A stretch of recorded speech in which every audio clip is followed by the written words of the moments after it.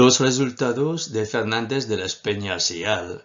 Sugieren que una manipulación C7D1 indujo cambios en los umbrales del dolor por presión en las articulaciones psicapofisarias C5-C6 derecha e izquierda en sujetos sanos. El análisis de subgrupo de Coronado et al. Mostró un efecto significativo de las manipulaciones vertebrales en el aumento de los umbrales de dolor por presión en los sitios de aplicación de estímulos que apoyan un mecanismo potencial del sistema nervioso central. Page et al. Observaron una disminución en la intensidad del dolor, discapacidad y rigidez de la columna vertebral después de manipulaciones. En el estudio de Aspinall et al., después de una manipulación vertebral, el umbral del dolor a la presión aumentó significativamente con el tiempo después de la manipulación. En el estudio de Coronado et al., la manipulación vertebral demostró un efecto favorable comparado con otras intervenciones en el aumento de los umbrales de dolor a la presión. El análisis de subgrupos mostró un efecto significativo en el aumento de los umbrales del dolor a la presión en sitios alejados de la aplicación de estímulos que apoyan un mecanismo potencial del sistema nervioso central. Los hallazgos del estudio de Prinzel et al., que sugieren que el uso de medicación analgésica es menor en los pacientes que reciben un tratamiento osteopático, se alinean con los hallazgos previos de los ensayos controlados aleatorios y respaldan la generalización de estos hallazgos. En el estudio de Oliva, Pascual, Vaca et al., una manipulación con HVT de la unión toracolumbar mejoró significativamente el rango de movimiento de flexión lumbar y todos los umbrales de dolor por presión.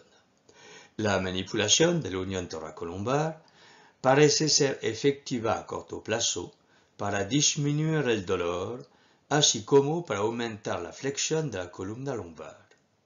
Según Thompson et al., ni el HVT ni la movilización tuvieron un efecto significativo en los umbrales de dolor a la presión de la columna lumbar en sujetos asintomáticos.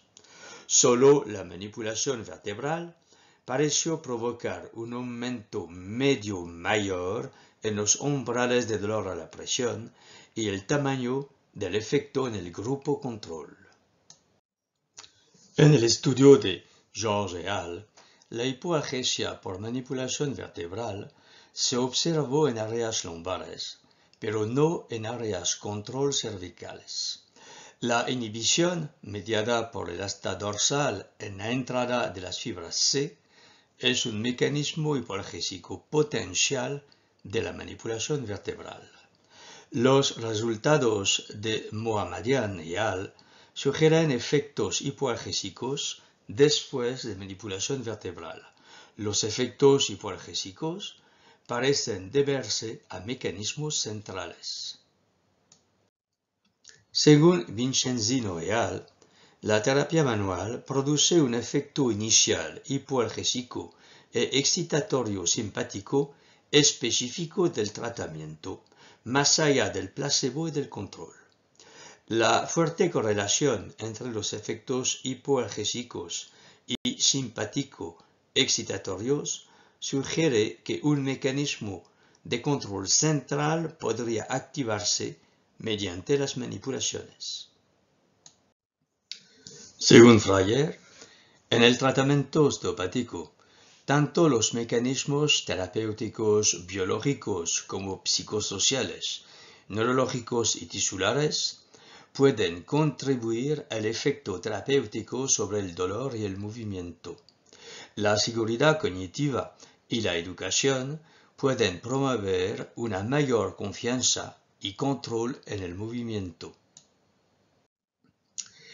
El tratamiento osteopático se debe basar en una comprensión de los probables efectos biológicos y factores psicológicos presentes y en las acciones complementarias de la osteopatía, con un enfoque cognitivo-conductual al dolor y discapacidad.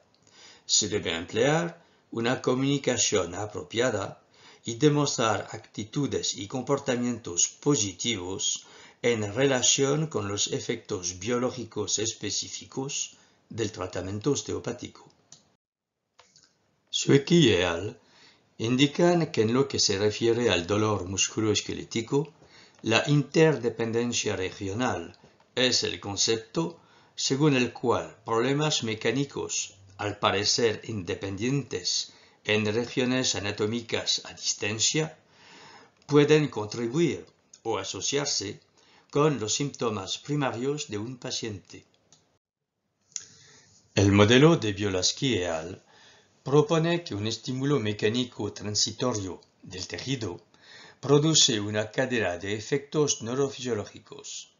Este modelo sugiere que una fuerza mecánica manual inicia una cascada de respuestas neurofisiológicas del sistema nervioso central y periférico que son responsables de los resultados clínicos. En este esquema, las flechas sólidas indican un efecto de mediación directa. Las flechas rotas denotan una relación asociativa que puede incluir una asociación entre una construcción y su medida. Las casillas en negrita indican la medida de una construcción.